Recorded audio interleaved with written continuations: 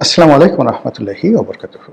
সম্মানিত দর্শক, নতুন সরকারের জন্য এই যে পবিত্র মাহে রমজান চলছে, মাহে রমজানের পরেই কতগুলো চাপ চলে আসবে, মারাত্মক কতগুলো চাপ। এর মধ্যে এক নম্বর চাপ হলো পুলিশ হত্যার বিচার নিয়ে বিভিন্ন সামাজিক মাধ্যমে যে তোলপাড় করা কাণ্ড ঘটে যাচ্ছে, এবং সরকারের পক্ষ থেকেও পুলিশ হত্যার বিচারের ব্যাপারে যে গ্রিন সিগন্যাল দেওয়া হয়েছে, এ ব্যাপারে সরকারকে এগোতে হবে এবং তাকে একটা সিদ্ধান্তে আসতে হবে।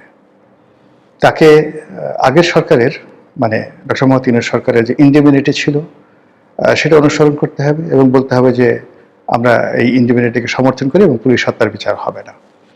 এবং এই কাজ যদি তারা করে তাহলে লং রানে তারা পুলিশের কাছ থেকে কোনো রকম কোঅপারেশন পাবে না এবং পুলিশের যে মোরাল ক্যারেজ এটা বাড়বে না। এখন দু চারজন পুলিশ কর্মকর্তা যারা টহল দিচ্ছেন, যেমন মাসুদ একা, ডিসি মাসুদ, তিনি চেষ্টা করছেন, কিন্তু তিনি একা কি করবেন? তার পুলিশকে তিনি কিন্তু মুভ করাতে পারছেন না। উল্টো তাকে যেভাবে সাইবার বুলিংয়ের শিকার হতে হচ্ছে, এতে করে যে কোনো সময় তার চাকরি চলে যেতে পারে, যে কোনো সময় তার চাকরি চলে যেতে পারে।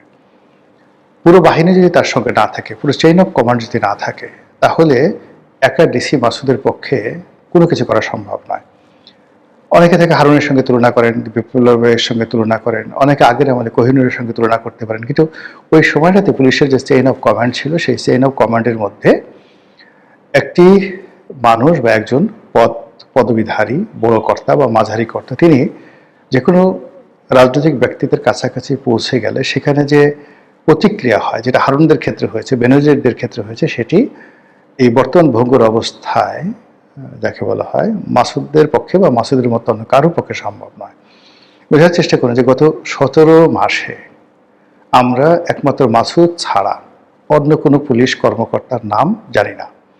অথচ যদি পুলিশের স্বাভাবিকতা থাকতো তাহলে অন্তত এরকম 1 ডজন মাসুদের নাম আমাদের মুখস্থ হয়ে যেত। আবার এই যে মাসুদ মাদকের বিরুদ্ধে সে অপারেশন পরিচালনা করেছে, এটি সারা দেশের মানুষের কিন্তু সমর্থন পাচ্ছে, শান্তিপ্রিয় মানুষ। আমি বেশ কয়েকবার এটা নিয়ে সাবেক আইজি বেনজির, তার সাথে কথা বলেছি। বেনজির সাহেব যখন র্যাবের ডিজি ছিলেন তখন তাকে দিয়ে বেশ কয়েকটা অপারেশন চালানো হয়েছে। আমার যেমন নাইম রোড, ধানমন্ডি লেকের পাড়, রমনা পার্ক, এই সমস্ত এলাকায় বেশ কয়েকটা অপারেশন চালানো হয়েছে। কিন্তু ওই আমলে কিন্তু এই সরোয়ার্দী উদ্যান যে এলাকাটাতে ডিসি মাসুদ অপারেশন চালিয়েছে, এটা বেনজিররাও পারেননি। আমি এটা নিয়ে নয়াদিগন্তে লিখেছি, বাংলাদেশ প্রতিদিনে লিখেছি, ওদের যে মানে উপসম্পাদকীয়, সেখানে বিস্তারিত লেখা লিখেছি। তো সেটা পুলিশ রেসপন্ড করেছিল, কিন্তু শুধুমাত্র ওই জায়গাটাতে যেখানে মাসুদ করেছে সেই জায়গাটাতে সেই মানে শেখ হাসিনার জমানার শক্তিশালী পুলিশও কিন্তু সেখানে হাত দেয়নি। তো কাজে মাসুদ এখানে হাত দিয়েছেন, হাত দেওয়ার সঙ্গে সঙ্গে তার হাত অনেকটা পুড়ে গেছে। যেভাবে তাকে নিয়ে বুলিং হচ্ছে, তাকে নিয়ে যেভাবে সমালোচনা হচ্ছে, এর ফলে তিনি মিডিয়ার সাথে যে অসহায়ভাবে নিজেকে উপস্থাপন করছে, ইট মিনস তিনি এগোতে পারবেন না, তাকে স্টপ হয়ে যেতে হবে। অন্যদিকে আবার মোহাম্মদপুরের যে আইনশৃঙ্খলার অবনতি, সেখানকার চুরি ডাকাতি, রাহাজানি, ছিনতাই থেকে শুরু করে যা কিছু হচ্ছে, এটা দমন করার জন্য স্বয়ং আইজি সাহেবকে মাঠে নামতে হয়েছে। ইট মিনস পুলিশের চেইন অফ কমান্ড নেই। একটা থানা দমন করার জন্য একজন ওসি যথেষ্ট। ওসির সাথে, ওসির কমান্ডে কখন ম্যাজিস্ট্রেট যেতে পারে তার কমান্ডকে সাহায্য করার জন্য, ওসির হাতকে শক্তিশালী করার জন্য র্যাবের একটা টিম যেতে পারে, অথবা আর্ম ব্যাটালিয়ন পুলিশের একটা বিশেষ টিম যেতে পারে স্পেশাল অভিযান চালানোর জন্য। কিন্তু স্বয়ং আইজি সাহেবকে মোহাম্মদপুরের মতো একটা অপরাধপ্রবণ জায়গাতে দাঁড়িয়ে থেকে তাকে বলতে হবে যে পুলিশকে নৈতিকভাবে সমর্থন দেওয়া, আসামিদেরকে ভয় দেখানো এবং জনমনের স্বস্তি ফিরে আনার জন্যই আইজি হিসেবে আমি এখানে এসেছি। It's a wrong. It means police এখনো অ্যাক্টিভেট হচ্ছে না। আর সেই অ্যাক্টিভেট পুলিশকে যদি করতে হয় তাহলে অবশ্যই পুলিশ হত্যার বিচার করতে হবে। এখন সেই পুলিশ হত্যার বিচার করতে গেলে বিপদটা কি? যারা প্রকাশ্যে স্বীকার করেছেন যে হ্যাঁ আমরা পুলিশ মেরেছি, আমরা পুলিশকে মেরে টেনিয়ে রেখেছি এবং এটা আমাদের আন্দোলনের অংশ ছিল এবং এই কাজ না করলে আমরা বিজয়ী হতাম না, এবং আন্দোলনের স্বার্থে, বিপ্লবের স্বার্থে এই ধরনের কাজ সারা পৃথিবীতে ঘটে, সারা দুনিয়াতে ঘটে, আমরাও এই কাজগুলো ঘটিয়েছি। ভালো কথা। গত 17 মাসে এটা নিয়ে চ্যালেঞ্জ হয়নি, এখন এটা নিয়ে চ্যালেঞ্জ হচ্ছে। ইতিমধ্যে একজন সমন্বয়কে গ্রেপ্তার করা হয়েছে, আর একজন সেই যে আলোচিত সমন্বয়ক নেতা হবিগঞ্জের, তাকেও গ্রেপ্তার করা হয়েছিল কলকাতাতে। সেখান থেকে তিনি কোনো মতে, কলকাতা না দিল্লি এয়ারপোর্টে, সেখান থেকে তিনি কোনো মতে ফিরে এসেছেন। কাজেই আগামী দিনগুলোতে পুলিশের চোখে, সাধারণ মানুষের চোখে, যারা রাজনৈতিকভাবে প্রতিদ্বন্দ্বী তাদের চোখে যারা এই কাজগুলো ঘটিয়েছেন বা স্বীকার করেছেন বা করেননি, কিন্তু নিজেদের গুরুত্ব বাড়ানোর জন্য তারা যে সকল কথাবার্তা বলেছেন, এর দায় তাদেরকে পরিশোধ করতে হবে। এই গেল এক। দ্বিতীয়ত হলো, যারা এই সমস্ত কর্মকাণ্ড করেছেন তারা এখন বলার চেষ্টা করবেন যে আমরা এই কাজগুলো করেছি বিএনপির সাথে মিলেমিশে, বিএনপির অমুক অমুক ছিল। এবং ইতিমধ্যে একজন সমন্বয়ক তিনি রীতিমতো হুমকি দিয়েছেন যে আমরা ফাঁস করে দেব সেই কারা লন্ডন থেকে আমাদেরকে কখন কি উপদেশ দিয়েছেন, কি নির্দেশ দিয়েছেন, কি লজিস্টিক সাপোর্ট দিয়েছেন। এই গেল একটা বিপত্তি।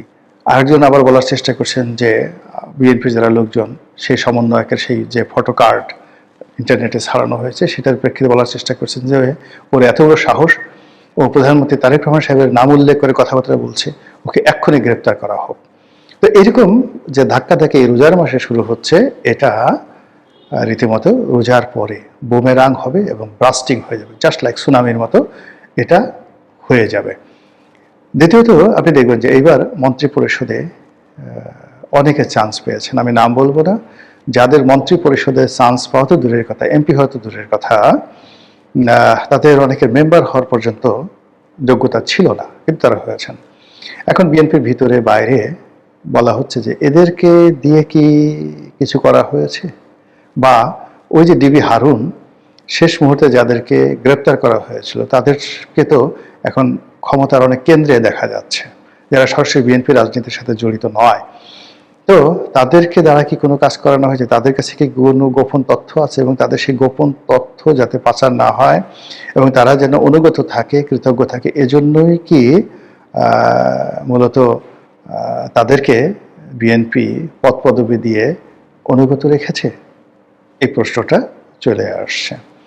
এরপরে হলো যে ওই সময়টাতে, আন্দোলনের ওই সময়টাতে, তখনও পর্যন্ত জামাতের সাথে বিএনপির কিন্তু সম্পর্ক ভালো ছিল, বিশেষ করে নেতৃত্ব পর্যায়ে কিন্তু তখনও সম্পর্ক ভালো ছিল। 2024 সনের যদি আগস্টের আগে জুন, এপ্রিল, মে, জুনের কথা চিন্তা করেন, তখনও পর্যন্ত জামাতের সঙ্গে বিএনপির সম্পর্ক ভালো ছিল। এবং জামাত যদি এই সকল কথাবার্তা, বিএনপির নেতৃত্বের সাথে কথাবার্তা রেকর্ডগুলো তাদের কাছে রেখে থাকে, ফলে আগামীতে যদি এই পুলিশ হত্যার বিচার নিয়ে কাউকে ফাঁসানোর চেষ্টা করা হয়, তাহলে এটা নিয়ে রীতিমতো কোয়ার্টার গেট কেলেঙ্কারি শুরু হয়ে যাবে। কিন্তু এটা করতে হবে, এটা বিএনপিকে অ্যাভয়েড করা যাবে না।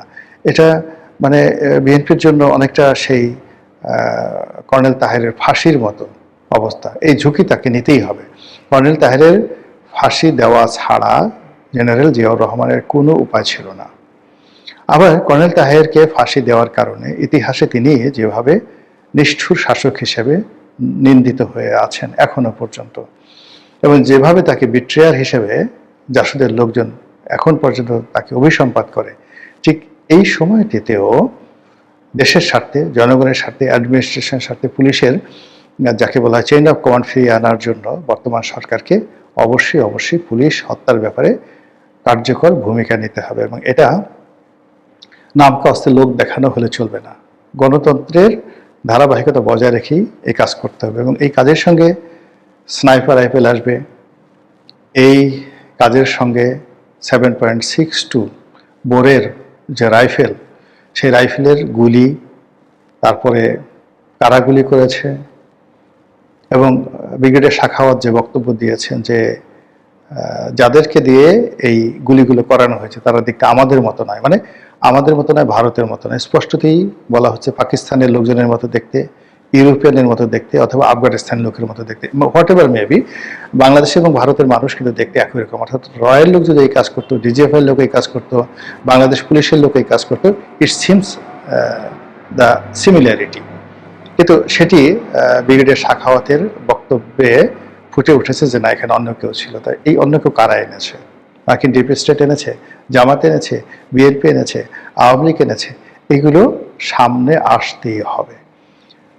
সবচেয়ে মারাত্মক বিপদ হবে যে এই ঘটনার সঙ্গে সেনাবাহিনীর কতটা সম্পৃক্ত ছিল, সেনাবাহিনীর কারা কারা এর সাথে জড়িত ছিল বা কারা কারা এর সাথে জড়িত ছিল না, এই বিষয়গুলো সামনে চলে আসবে। ফলে আরেক দফা এই পুলিশ হত্যাকাণ্ড, এটাকে অ্যাভয়েড করা যাবে না, কিন্তু এটাকে নিয়ে যখন আপনি নাড়াচাড়া করবেন, কেসও খুঁড়তে গিয়ে সাপ বের হয়ে আসবে এবং রাজনীতির সমস্ত ধারাপাত উলটপালট হয়ে যাবে। এগুলো একটা।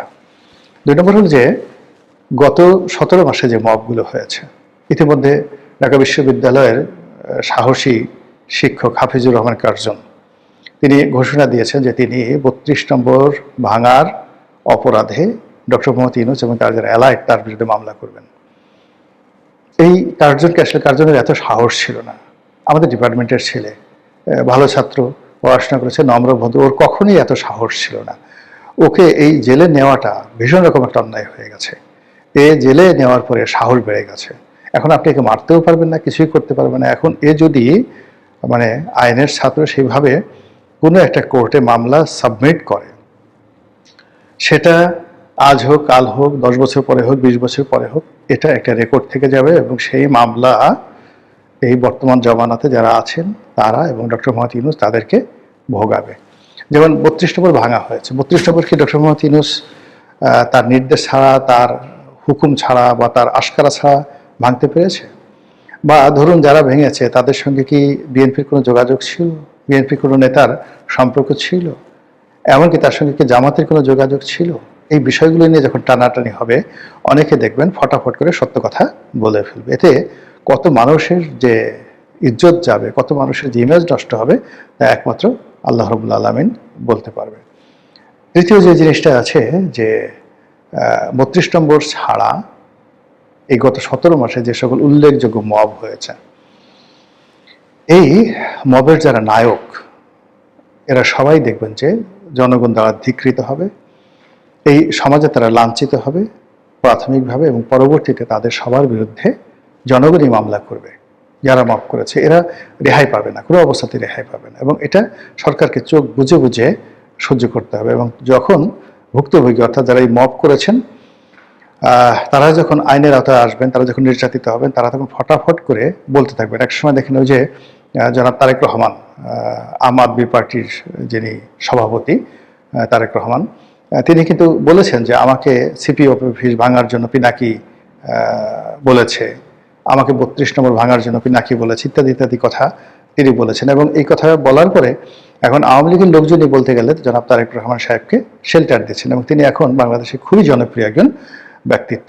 তো সেই দিক থেকে আগামীতে যারা মবকারী, তারা যদি যাকে বলা হয় জনগণের সামনে এসে সত্য কথা বলেন, কারা তাদেরকে এই কাজে উদ্বুদ্ধ করেছে, কি করেছে, তাহলে রাজনীতির যে কোর্স অফ অ্যাকশন, এটা পরিবর্তন হয়ে যাবে এবং বিএনপি মারাত্মক বিপদে পড়বে।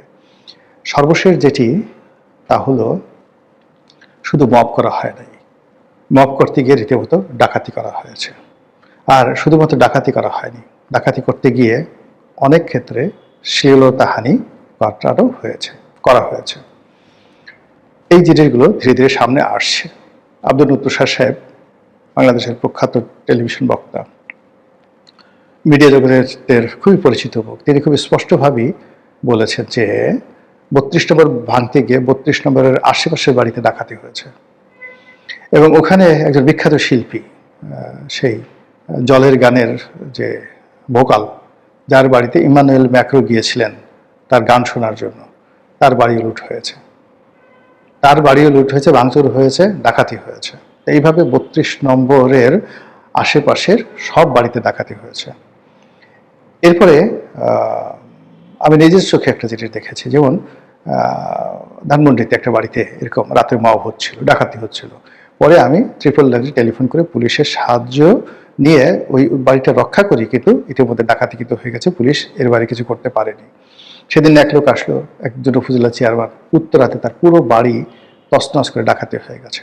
হবিগঞ্জের সংসদ সদস্য ছিলেন জাহের, অ্যাডভোকেট জাহের, জাহেরের বাড়ি পুড়িয়ে পুরো বাড়ির মাল সামানা, কোটি কোটি টাকার মাল সামানা লুটপাট করে নেওয়া হয়েছে। এবং তার বাড়ির পাশের বাড়ি ছিল অ্যাডভোকেট আব্দুল মজিদ, যিনি নিরীহ ভদ্রলোক। একেবারে হবিগঞ্জের সব মানুষ সাক্ষ্য দিবেন যে আওয়ামী লীগে পুরো সিলেট বিভাগে যদি একজন নিপাট ভদ্রলোক কেউ থাকেন তাহলে তিনি ছিলেন অ্যাডভোকেট আব্দুল মজিদ।